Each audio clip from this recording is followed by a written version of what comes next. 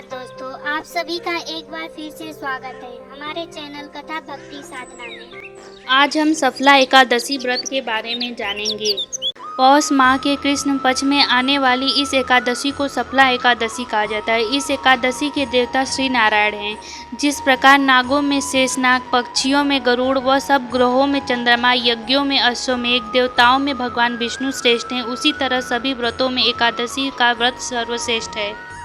जो मनुष्य सदैव एकादशी का व्रत करते हैं वे श्री हरि के परम प्रिय भक्त होते हैं।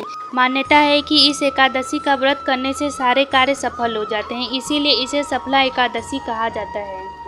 इस दिन चावल का सेवन नहीं करना चाहिए, क्योंकि एकादशी के दिन चावल खाना मांस और रक्त के सेवन करने जैसा माना जाता है। पौराणिक कथा के अनुसार चंपावती नगरी में एक राजा था। उसका नाम महिषपाल था। उसके 4 पुत्र थे। उनमें से सबसे बड़ा बेटा लुम्बक दुराचारी था। वह मांस मदिरा का सेवन करता और संत साधुओं, ऋषि मुनि सभी देवी देवता का अपमान करता था। उसके अत्याचार से राजा परेशान थे। एक दिन उन्होंने उसे महल से निकाल दिया। तब उसने विचार किया कि कहाँ जाऊँ, क्या करूँ। अंत में उसने चोरी करने का निश्चय किया। दिन में वह वन में रहता और रात्रि को पिता की नगरी में चोरी करता था और प्रजा के लोगों को मारने का कुकर्म भी करता। कुछ समय पश्चात सारी नगरी उससे भयभीत होने लगी। नगर के लोग उसे पकड़ लेते, किंतु राजा के भय से उसे छोड़ देते थे। वन में एक अति प्राचीन विशाल पीपल का वृक्ष था। लोग उसकी भगवान के समान पूजा करते थे। उसी वृक्ष के नीचे महापापी लुम्बक रहा करता था। पौष कृष्ण दशमी तिथि को रात में उसे ठंड लग रही थी, क्योंकि उसके पास पर्याप्त कपड़े न थी। वह रात में सर्दी के कारण सो भी नहीं पाया। उसके हाथ पैर भी अकड़ गए थे। सूर्योदय होते होते वह मूर्छित हो गया। अगले दिन सुबह एकादशी को जब सूरज निकला तो दोपहर में उसकी मूर्छा टूट गई। गिरता पड़ता वह भोजन की तलाश में निकला। पशुओं को मारने में वह असमर्थ था, अतः पेड़ के नीचे गिरे हुए फल को उठाकर वापस उसी पीपल के वृक्ष के नीचे आ गया।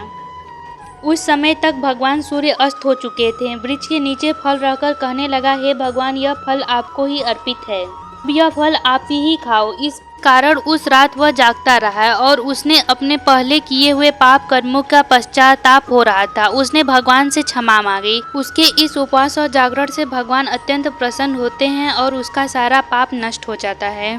दूसरे दिन प्रातः एक अति सुंदर घोड़ा अनेक सुंदर वस्तुओं से सजा हुआ उसके सामने आकर खड़ा हो गया। उसी समय आकाशवाणी हुई, हे राजपुत्र, श्री नारायण की कृपा से तेरे सारे पाप नष्ट हो गए हैं। अब तुम महल लौट जाओ और अपने पिता के राजकार्य में मदद करो और राजपद संभालो।